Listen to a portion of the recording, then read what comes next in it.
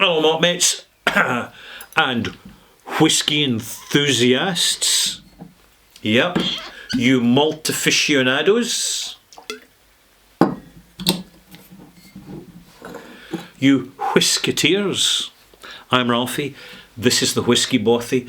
This is review number 1126. Extras, extra content, extra opinion, extra perspective, and at this point, extra experience. I'm going to give you more experience on two single malts from the same distillery, but prepared and delivered to the market very differently. And I'm going to start by saying that what you have here is an official bottling. Now, the official bottling is bottled by the owners of the distillery who actually make the whisky. This is why it's called an official bottling. This bottling has been bottled by an independent whisky company who do not necessarily own, sometimes they do, an actual distillery, and what they do is they buy the casks in what's called the secondary market. That's the secondary commercial market, not the investment market. Let's not go there today, malt mates. It's the secondary commercial market, and they bottle it under their own badge. And because they don't have marketing teams and grand initiatives and throw millions upon millions of dollars at concepts and ideas and promotions, they focus on the actual whisky delivering the message for them. In other words, quality. So what we have here is an official bottling from Diageo of Mortlach 15-year-old single malt, and here is a Whiskey Craft independent bottling of Mortlach, but this is 12 years old. This is at 46%. This is at 57.7%, which is basically about cask strength. This has been reduced a bit, but not to the legal minimum of 40%. Thank goodness. So I've now poured 2 glasses, and in the interests of balance and fairness, I shall now add 4 millilitres of water to the Whiskey Craft bottling. And while that's opening up, I'm going to take the opportunity of introducing this. This is a whisky I bought about 6 months ago out of curiosity, because I've never bought a bottle from the Whiskey Craft brand before. And what I noticed was this has been a very small, what they call an outrun. So in other words, there's only 64 bottles being bottled of this. 64? So I don't know if they've bottled half a cask or they've just bought a cask which are low fill, so they got it cheaper. And there you have it. It's a version of Mortlach, but it's not official. So the official bottling tastes of the brand signature because it's an official representative.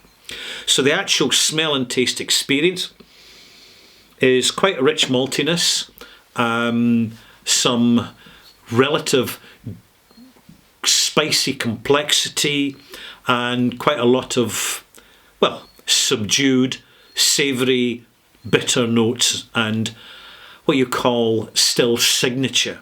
So umami, so it tends to be quite a savoury malt, usually. Although official bottlings, I've noticed in recent years, have got sweeter, so as to not frighten customers who don't know much about whisky and have lazy palates. The Whiskey Craft, the Whiskey Craft bottling, you can smell the similarity. You can smell the familiarity of the signature. They are both absolutely Mortlachs. But with the independent bottler, it's a whole different shape. It's delivered differently. The smell and taste, although recognisable, is different. Now, let me just do a comparison between the two, just so you get your bearings in this. The official bottling, and I do recommend you have at least one official bottling in your life, purely as a point of reference, usually to see how good independent bottlings can be, but not always. Here's the official dram. Sweet and sour, malty, quite rich, raisins, slightly savoury, slightly umami, brushwood, slight soy sauce, quick finish, tannic, caramel colourant, can feel it clawing in your tongue, horrible stuff. And that's basically it. The independent bottling is not chill filtered and doesn't have caramel colourant in it. And bear in mind, caramel colourant is industrial colouring, which is what they call food grade. Right, I'll let you figure out that for yourself. The independent bottling, softer nose, gentler, more ginger complex, little bit confectionery, rose water, with slight ginger again. Something slightly floral in it. This is more restrained, more delicate. There's more tangible cask influence going on here. Taste. Much more substantial arrival. Official bottling arrival is that long. Independent bottling arrival is that long. It's twice, it's about 3 times the arrival. It is more intense, more spirity. Of course it is. It's higher strength bottling. Many independent bottlings are higher strength bottling because more alcohol is more flavour. It's a simple physics reality.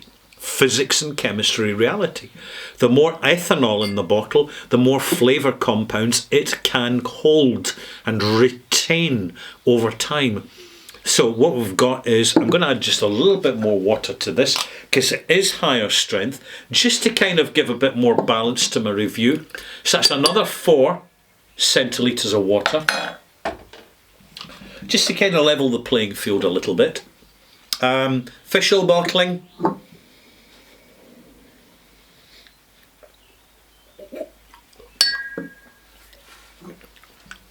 Straightforward, recognisable. I wouldn't call it simplistic, but it's heading that way. It's a 5-minute pop track rather than a full-blown rock opera, put it that way. And the finish is still flat. The independent bottling,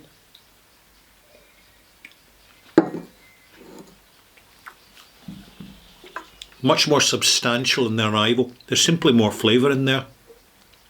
Gingery, honey, sultanas rather than raisins. Menthol, sage, thyme, rosemary, herbaceous. It's not got the obvious savoury note, the identifiable characteristic savoury note of the official bottling. It's there, but it's much more integrated with the other flavours.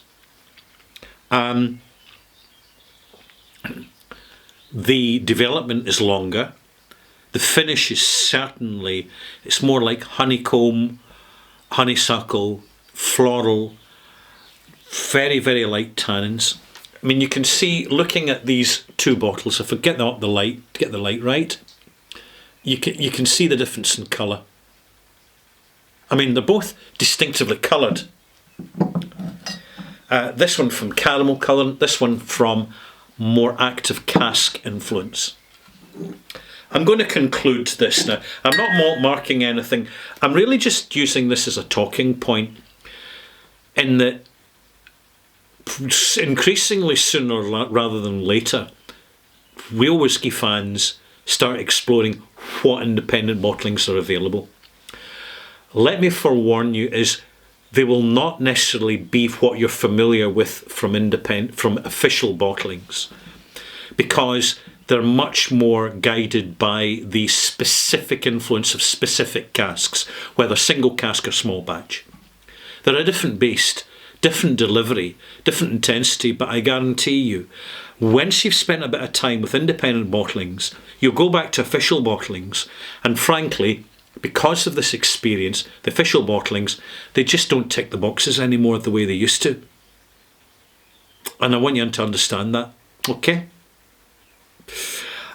Good news is that there's a growing international demand for authentic, natural whisky. That is growing, just like the Real Ale campaign of 1970s. So the smaller businesses are now developing the infrastructure and the global connections through importers to actually get their products available further and further afield. And that is a very positive development, which is essential for the reputation of Scotch whisky. Bye-bye.